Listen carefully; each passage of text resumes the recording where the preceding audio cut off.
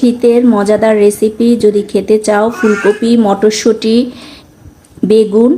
তো চলো চলে যাই মূল ভিডিওতে। আসসালামু আলাইকুম, কেমন আছেন সবাই? এই যে চলে আসলাম আবার একটা রেসিপি নিয়ে। সেটা হচ্ছে মটরশুঁটি, ফুলকপি, বেগুন আর মাছের খুবই মজাদার রেসিপি। তো এই যে দেখো, একটা প্যান নিয়ে নিয়েছি, এর মধ্যে মাছ দিয়ে দেব।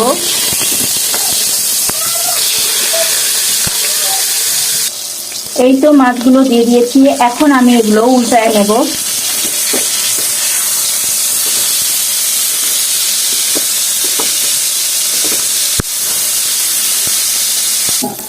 তো এই যে আমার মাছগুলো ভাজা হয়ে গেছে, এখন আমি এগুলো উঠায় নেব একটা বাটিতে।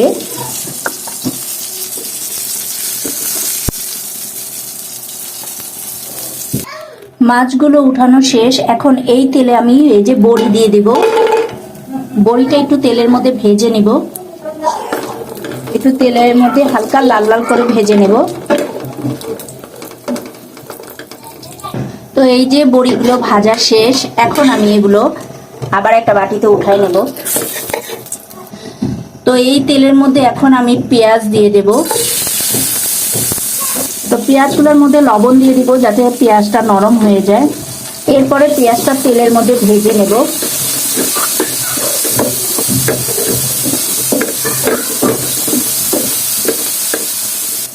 এই তো পেঁয়াজটা যেন পুড়ে না যায়, এখন আমি একটু পানি দিয়ে দেব। এখন এর মধ্যে দিয়ে দিব আদা রসুনের পেস্ট, এরপরে দিয়ে দিব হলুদ, দেব মরিচ। এখন সবগুলো একসাথে খুব ভালোভাবে তেলের মধ্যে কষায় নেব যাতে কাঁচা গন্ধটা না থাকে। এই তো মশলাটা কষানো হয়ে গেছে, এখন আমি এই যে এর মধ্যে ফুলকপি, আলু আর হচ্ছে বেগুন দিয়ে দেব। এগুলো দিয়ে ভালোভাবে একটু মশলার সাথে সব কষায় নেব।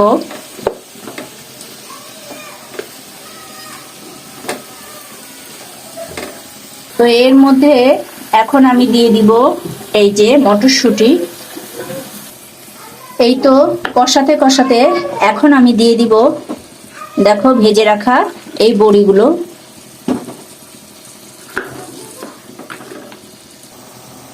এই তো মোটামুটি অনেকটা সেদ্ধ হয়ে গেছে এবং খুব ভালোভাবে কষায় নিছি। তো এর মধ্যে এখন আমি পানি অ্যাড করে দেব। এই তো পানি দিয়ে দিয়েছি, এখন এর মধ্যে দিয়ে দিব ধনেপাতা, কাঁচা মরিচ আর টমেটো, সবগুলো একসাথে দিয়ে দিব। তো এগুলো একটু ফুটে গেলে তারপর আমি মাছটা দিয়ে দেব।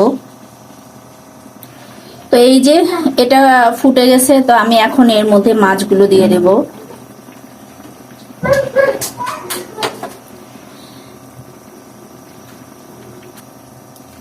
এই যে মাছগুলো দিয়ে দিলাম, দেখো কালারটা কি সুন্দর হয়েছে, তাহলে খেতে কেমন হবে। তো বাসায় এরকম করে ট্রাই করে দেখবে, খারাপ লাগবে না, শীতের সব সবজিগুলো।